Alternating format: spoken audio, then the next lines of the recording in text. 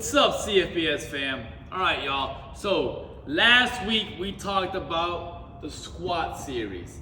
All right, today we're gonna talk about the press series. So as a quick recap, what is this? What are these three series? These are series, each contain 3 movements. Those total of 9 movements is your 9 foundational movements in CrossFit. All right, your squat series has 3, which is your air squat, your front squat, your overhead squat. Your press series, which we're gonna go over today, has your shoulder press, your push press, and your push jerk. And then your deadlift series has your deadlift, your sumo deadlift hypo, and your med ball clean. Today we're gonna focus on your press series, all right? So those 3 movements again are your shoulder press, AKA your strict press, your push press, and your push jerk. Remember, when it comes to these overall 9 foundational movements, it's not saying that these are the only movements we do in CrossFit or the best movements in CrossFit. They're the most foundational movements, meaning if we learn how to properly do these 9 movements, everything else that we do in CrossFit essentially grows from this, and we're able to understand the movement patterns, the timing, all of this stuff when it comes to doing these additional movements. All right, so for today, again, we're gonna focus on your press series, your 3 movements. Your first one is your shoulder press, again, AKA your strict press. That means we're staying nice and rigid. So every time you press, your feet start at hip width. You want your heels underneath your hips for your setup position. Hands are gonna be outside your shoulders with a full grip on that barbell. Elbows slightly forward, all right? Last week we talked about your front squat, want your elbows straight path, y'all, laser beam. Today we want those elbows slightly down, not all the way down, just slightly down, full grip on that barbell. Barbell should be sitting, on our shoulders. Now, there's 5 things, all right? So we're gonna talk about your point of performance of executing this movement the best way, all right? The most optimal way, efficient way. Those 5 points of performance is we wanna maintain a nice rigid back. Another way to look at it is a neutral back. You want to maintain weight on your heels when you're doing your press. You want to maintain a bar path over the middle of your foot for your press. You want to maintain active shoulders, pressing through the shoulders and then all the way back down. And then we'll maintain full range of motion, meaning I'm going all the way up above my head, all the way back down to my shoulders, all right? So for your setup positions for your strict press, shoulder press, feet are hip width, you're squeezing your quads, you're squeezing your abs, you're squeezing your butt. You're creating a nice tension, a great base for you to press against and give me a nice solid press. So again, those 5 things that we're looking for is a neutral spine, weight on the heels, bar path. You create that bar path by giving me a nice little double chin, or you can raise your head up a little bit, all right? But we don't want is the bar to go around our face, go straight in a straight line. You should always feel that bar passing or just scraping your nose, all right?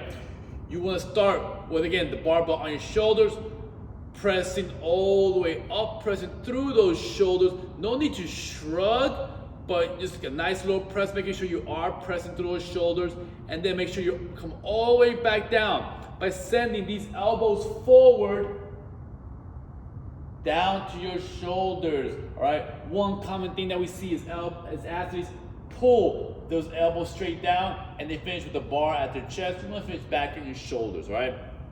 That's what we want to see for your strict press or shoulder press, all right? If we're able to do that well, we can then move on to our push press. Now our push press and our push jerk, we start to incorporate our hips, our legs, our powerful movers, y'all, which is gonna create a lot more power for us. One way to know if we're doing these movements properly, meaning that we're actually hitting the mechanics, is we should be able to push press 30% more than our shoulder press. So a good way to look at that is if you're able to give me a 1 rep max of 100 pounds, For your push press, we should be able to do at least 130 as your 1 rep max, because the amount of power that we're generating from our hips. what does your push press look like? Setup position is exactly the same. Hip, your heels underneath your hips, y'all. Hands underneath your shoulders. You're nice and rigid. Now from this position, y'all, we're still looking at those 5 points of performance that we talked about, the shoulder press. They just carry over. Neutral spine, y'all. We're looking for active shoulders, full range of motion, weight on your heels, y'all. All right, and solid bar path. We're gonna add 3 additional points of performance to this. Those 3 additional points of performance are hips first, then arms. So you're dipping for me. Hips first, and then arms. When you dip with a nice straight torso here. Now coming in this position, we dip straight down and right back up, right? As we come back up, hips lock out, and then you press out. In that order. And the last one, the last point of performance that we're looking at is a fast turnaround, meaning we dip slow and then we explode up. We're not dipping fast and coming up fast. It's a slow and then explode, all right? So those are the 8 points of performance we're looking for. The 5 from shoulder press, and then those additional 3. If we do that right, if we get the timing down right, which is crucial, of hips first and then arms, that's when we'll be able to see the power that we want to get. Our hips are working for us, our legs are working for us, and that's when we can get that additional 30%. Now, if we're able to do our push press good, we can move forward to our push jerk. All right, our push jerk now, same concept. If we're doing it right, the way we're supposed to do it, then we're gonna be able to push jerk 30% more than your push press, all right? So again, if the number is 130 for your push press, whatever 30% is of 130, I can't do the quick math in my head. Let's say it's 23 pounds, I don't know. Then we should be able to do at least 153 or 155 of a jerk compared to our push press, all right? The reason being is because now we're standing up that weight using our legs, all right? So we're still looking at those points of performance of the shoulder press, the first 5. We're also still looking at the additional 3 points of performance to the push press for the jerk. So remember those 8, there's 8 points of performance now. And now we're gonna add 3 more points of performance, all right? Those points of performance are making sure we're getting a nice hip extension. We're getting tall on this hip extension.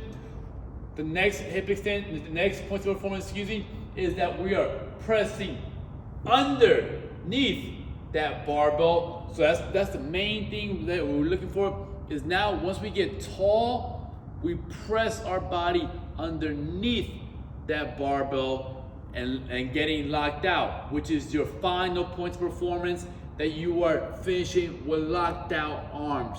And then we're standing. So the way that movement looks, we're here, and then we stand, all right? So if I slow it down, I dip, I drive, I press my body under, and this is what I mean by I stand the barbell up with my legs. Because now I stand up with it, all right? So again, one more time. As I drive up, imagine the barbell is just about this height at my nose. What I want to do now is press my body underneath the barbell, and then I stand up with it. That is the power of the jerk. You press yourself under, you stand up with it with your legs, your arms are locked out through it, all right? So those are your 3 press movements that we look at your foundational movements here in CrossFit. From there, you can look at your split jerks, y'all. And there's a couple other stuff whether we do some behind the neck stuff. But ideally, these are the most common 3 movements you'll see in the CrossFit setting, right? But these are your foundational pressing movements, all right? Next week, we'll talk about your deadlifts.